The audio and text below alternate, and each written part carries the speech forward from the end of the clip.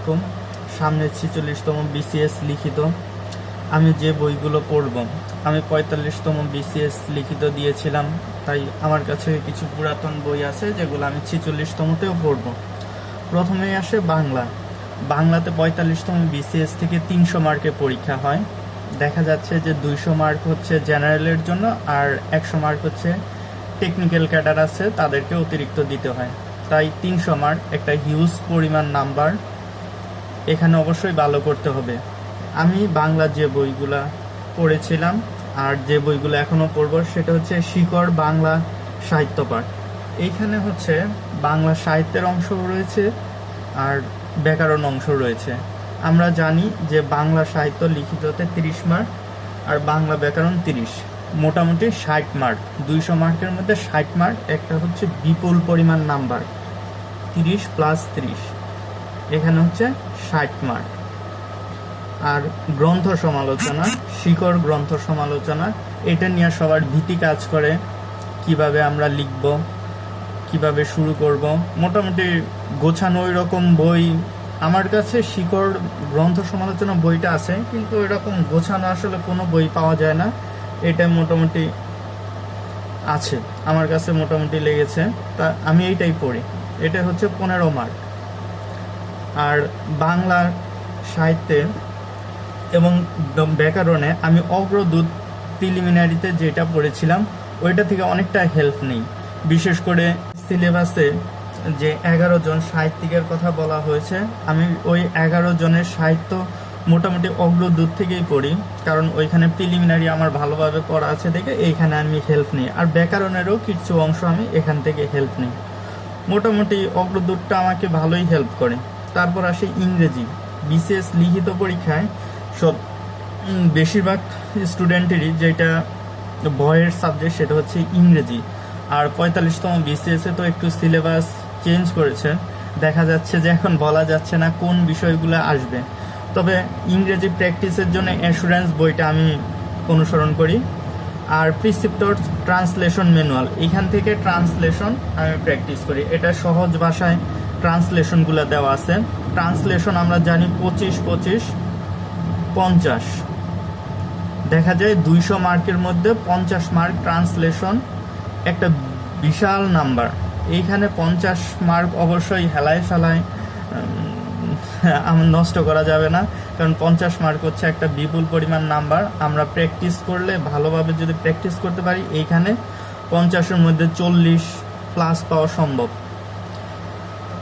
আর বাংলাদেশ বিষয়াবলী, বাংলাদেশ বিষয়াবলীতে আমি যে বইটা পড়ি সেটা হচ্ছে ইউনিক বইটা একটু বড়, এইখানে অনেক ইনফরমেশন আছে। আমি ইউনিক বইটা এজন্য পড়ি, এইখান থেকে সব অধ্যায়ে পড়ি এমন না, কারণ আমার বিসিএস প্রিলিমিনারির যে বেসিক ভিউটা আছে, বেসিক ভিউটা থেকে আমি সংবিধান অনেক ভালোভাবে পড়েছি।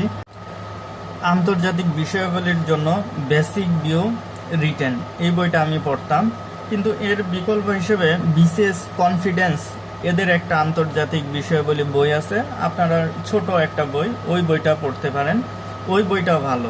বেসিক ভিউ অথবা বিসিএস কনফিডেন্স, এই ছোট বইটা পড়লেই হয়ে যায়। আর আমি পড়তাম হচ্ছে বিসিএস বেসিক ভিউ, আর হচ্ছে ম্যান্সের একটা বই আছে, ম্যান্স ম্যানুয়াল, ওইটাও পড়তাম। দুইটা মিলে প্রিপারেশন নিতাম। আর বিজ্ঞানের ক্ষেত্রে সায়েন্স আওয়ার, এই বইটা পড়লে কি হবে, মোটামুটি 70% আপনার সিলেবাসের কভার হয়ে যাবে। আর এখান থেকেই দেখা যায় চলে আসে 70%, একটা হিউজ নাম্বার। এখান থেকেই দেখা যাবে যে আপনার 70 কিংবা 80% প্রশ্ন কমন চলে আসছে। আপনি যদি ঠিক মতো লিখতে পারেন তাহলে এখান থেকে একটা ভালো মার্ক আশা করতে পারেন। আর গণিতের ক্ষেত্রে বিসিএস ম্যাথ ককটেল, এই বইটা অনেক ভালো। এটা যারা প্রিলি লিখিত একসাথে প্রিপারেশন নিচ্ছেন তারা এই বইটা দেখতে পারেন। আমি নিজে হচ্ছে বিসিএস ম্যাথ এই ককটেল এই বইটা পড়ি, আশরাফুল ইসলাম স্যারের। এইটা লিখিত প্রিপারেশন নিলে কি হবে, এই বই থেকে পড়লে আপনার প্রিলিটাও হয়ে যাবে। তাই এই বইটা আপনারা দেখতে পারেন। মানসিক দক্ষতার ক্ষেত্রে খায়রুলস মেন্টাল এবিলিটি, এই বইটা আমি মনে করি এখন যে বাজারের যে বইগুলো আছে তাদের মধ্যে একটা সবচেয়ে মেন্টাল এবিলিটির ক্ষেত্রে এই বইটা অনেক ভালো। আর রচনার ক্ষেত্রে ইউনিক বইটা আপনারা দেখতে পারেন। ইউনিক এই বইটাতে বাংলা ইংরেজি 2 রকম রচনাই আছে। আমরা জানি বাংলাতে হচ্ছে 40 আর ইংরেজিতে লাস্ট যে 45তম বিসিএস এর 2টা রচনা আসছিল 25-25-50, তাই দেখা যায় 90 মার্ক হচ্ছে রচনাতে। তাই এইখানে আপনার ভালো একটা প্রিপারেশন নিতে হবে। ইউনিকের ইনফরমেশনগুলো দেখা যায় একটু বড়, কিন্তু আপনি ওইখান থেকে ছোট করে নোট করে আপনি ইনফরমেশনগুলো নিজের মতো করে একটা নোট খাতা বানিয়ে সেখানে যেগুলা কাজে লাগবে ওগুলা নোট আকারে আপনি লিখতে পারেন। সর্বোপরি আপনাকে পড়তে হবে। এখন হচ্ছে যে প্রতিযোগিতা, অনেক বেশি পড়তে হবে, সবাই পড়ালেখা করছে।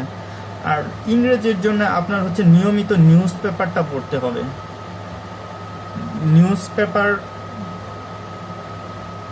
পড়লে, ইংরেজি নিউজ পেপার অবশ্যই, নিউজ পেপার পড়লে এটা হচ্ছে আপনি যেমন পেপার পড়ার অভ্যাস হবে, আপনার হচ্ছে যে প্যাসেজ আসে লিখিততে ওইটা আপনি সহজে নিজের মতো করে বুঝতে পারবেন, আয়ত্ত করতে পারবেন।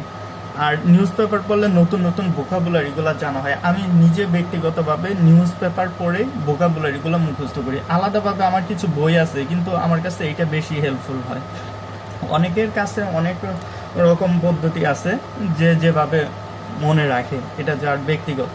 আমি নিউজ পেপার পড়ি, নিউজ পেপার পড়ে এটা আমার জন্য হেল্প হয়। আপনারা ভালোভাবে প্রস্তুতি নেন, কারণ 46তম বিসিএস হয়তো আগস্টেই হয়ে যাবে। যদি আগস্টে না হয় খুব বেশি দেরি করবে না। সবার জন্য শুভকামনা, আমার জন্য দোয়া করবেন। আসসালামু আলাইকুম।